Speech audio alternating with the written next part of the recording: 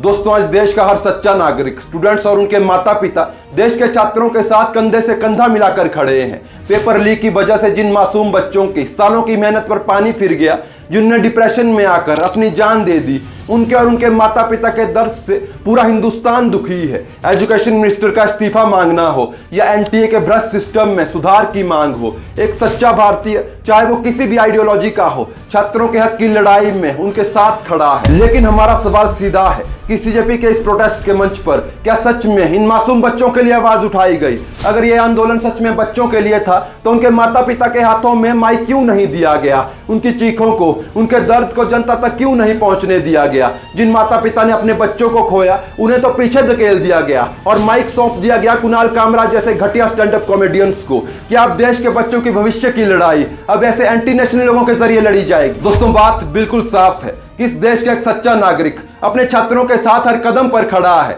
लेकिन एक सच्चा देशभक्त उन लोगों के साथ कभी खड़ा नहीं होगा जो अफजल गुरु के शिष्य उमर खालिद के साथ खड़े हैं। एक सच्चा देशभक्त ऐसे लोगों का साथ कभी नहीं देगा जो कश्मीर को भारत का हिस्सा ही नहीं मानते। एक सच्चा हिंदुस्तानी ऐसे व्यक्ति के साथ कभी खड़ा नहीं रहेगा जो सोनम वांगचुक को तो 20 दिन तक भूखा रखता है और खुद एक दिन भी भूखा नहीं रह सकता। एक सच्चा हिंदू ऐसे व्यक्ति का साथ कभी नहीं देगा जो हमारे संतों का, हमारे सनातन धर्म का, माता सीता और प्रभु श्री राम का अपमान करता हो। एक सच्चा हिंदू ऐसी औरत का साथ कभी नहीं देगा जो मंच पर जाकर ऐसे गीत गाती हो। बस नाम रहेगा अल्लाह का। दोस्तों, एक सच्चा भारतीय ऐसे व्यक्ति के साथ कभी खड़ा नहीं रहेगा जो कहता हो कि जय श्री राम नहीं बोलेंगे, जय संविधान बोलेंगे। इनके हिसाब से अगर कोई जय श्री राम बोलता है तो वो अंधभक्त है या आरएसएस का समर्थक है। प्रभु श्री राम और भारत के संविधान का सम्मान दोनों एक साथ क्यों नहीं हो सकते? दोस्तों, एक सच्चा हिंदू ऐसे जाहिल कॉमेडियन के साथ कभी खड़ा नहीं रहेगा जो माता सीता का, भगवान राम का अपमान करता हो, उनका मजाक उड़ाता हो। और एक सच्चा हिंदू ऐसे व्यक्ति के साथ कभी खड़ा नहीं रहेगा जो कुणाल कामरा की घिनौनी कॉमेडी पर तालियां बजाता हो। सीता के पति का नाम ले लेके नीता के पति का काम कर। दोस्तों, एक बार सोचकर देखिए कि इस आंदोलन में किन मुद्दों पर बात हो रही थी। बच्चों के हक की बात करने के बजाय मन से जहर उगला जा रहा था। जय भीम के नारों के साथ साथ ब्राह्मणवाद और मनुवाद से मुक्ति का, धारा 370 को रिस्टोर करके कश्मीर को आजाद करने का। और बात सिर्फ यहीं खत्म नहीं होती। इस प्रोटेस्ट के मंच से खुलेआम नारे लगाए जा रहे थे, तिलक तराजू और तलवार, इनको मारो जूते चार। तिलक यानी ब्राह्मण, तराजू यानी वैश्य और तलवार यानी क्षत्रिय।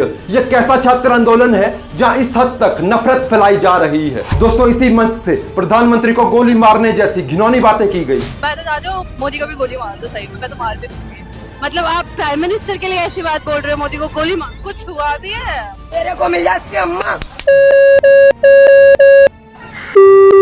बहुत सही, बहुत सही, एक नंबर। क्या मैं अकेले तेरे को गोली मार दूं? मार मुंह में।